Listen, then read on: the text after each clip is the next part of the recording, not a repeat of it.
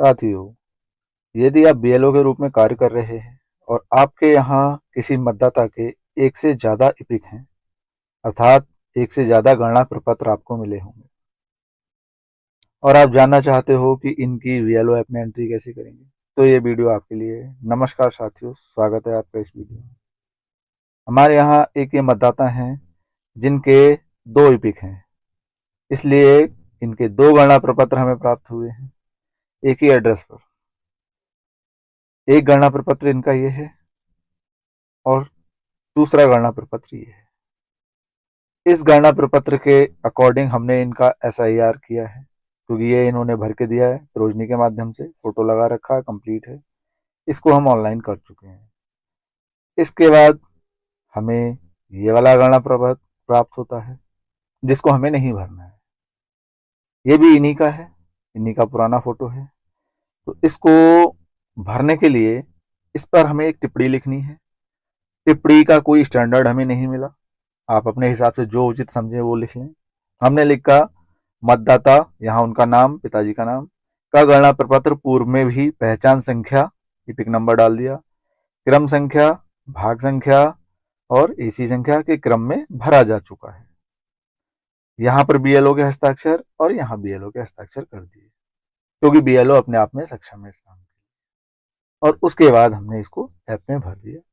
तो ऐप में इसे कैसे भरेंगे वो देखते हैं। ये हमारा बीएलओ ऐप का होम पेज और यहाँ हम चलेंगे एसआईआर के अंदर। एसआईआर क्लिक करने के बाद हमसे लैंग्वेज सेलेक्ट करने को बोला जाएगा। लैंग्वेज सेलेक्ट करने के बाद हम इस पेज पर आएंगे और यहाँ करेंगे गणना प्रपत्र भरें। यहीं से हमारा काम शुरू होता है। इसके बाद हमें पहुंचाया जाएगा इस पेज पर। यहाँ हमारे सारे प्रपत्र जो भरने पेंडिंग है वो दिख रहे हैं हमें। चाहे तो हम इनको ऊपर करके इसमें से ढूंढें अपने मतदाता को, चाहे तो यहाँ पर इपिक नंबर डालें, सीरियल नंबर डालें या क्यूआर कोड डालें। हमें क्यूआर कोड अच्छा लगता है, हमने किया क्यूआर कोड स्कैन करें। क्यूआर कोड स्कैन करने के बाद नीचे हमने अपना गणना प्रपत्र रखा और इसका क्यूआर स्कैन कर लिया।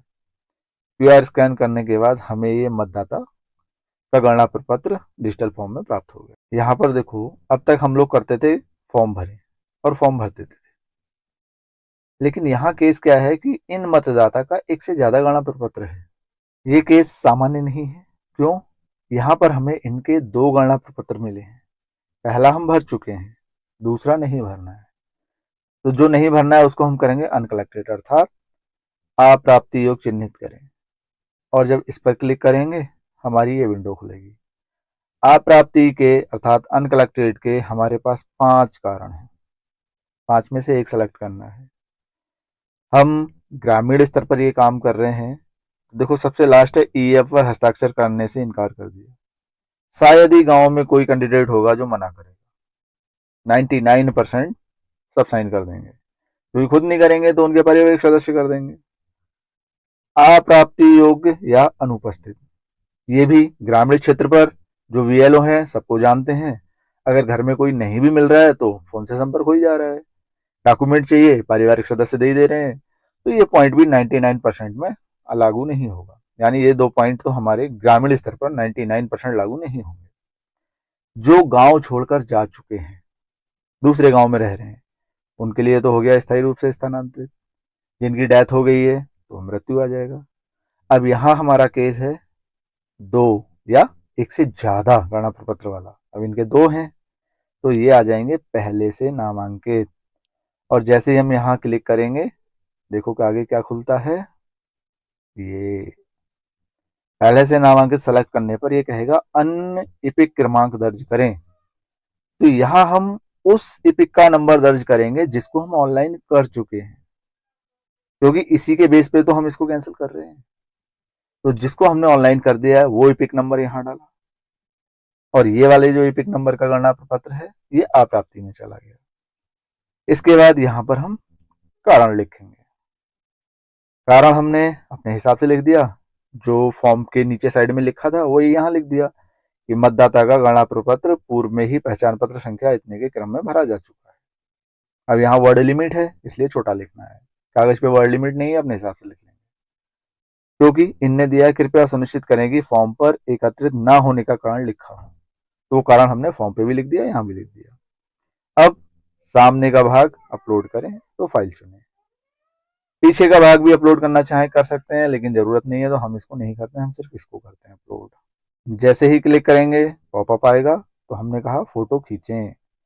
फ़ोटो खींचने के बाद कैमरा ऑन हुआ, कैमरे से हमने फ़ोटो क्लिक किया और इसको ऊपर नीचे दाएं बाएं सही से एडजस्ट कर लिया। एडजस्ट करने के बाद सही करेंगे और ये अपलोड हो जाएगा।